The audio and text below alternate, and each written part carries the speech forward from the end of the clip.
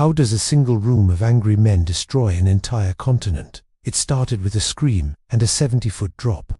In 1618, the powerful Habsburg Empire believed they could force an entire nation to change its soul by decree. They thought their authority was absolute. But they forgot that when you take away a man's right to believe, you give him the right to fight. No one saw it coming, but the arrogance of the elite was about to set the world on fire. 2 royal officials were sent to Prague to strip the Protestant nobility of their rights. The response wasn't a protest, it was an execution.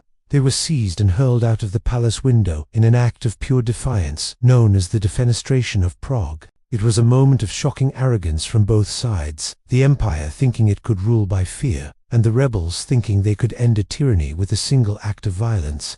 This was the mistake that changed everything.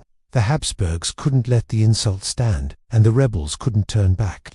Everything changed in that moment. What began as a local riot in Bohemia was the signal every hungry power in Europe had been waiting for. The kings and princes stopped talking and started reaching for their swords. They believed they were protecting their faith, but they were actually opening a door to an apocalypse. The decision was made, the threat was real, and the cost was about to be measured in millions of lives. The officials survived the fall, but the peace of Europe did not. As the first armies began to march toward Prague, they were unknowingly stepping into a meat grinder that would last for 30 years. What happens when a single act of pride creates a war that no one knows how to stop?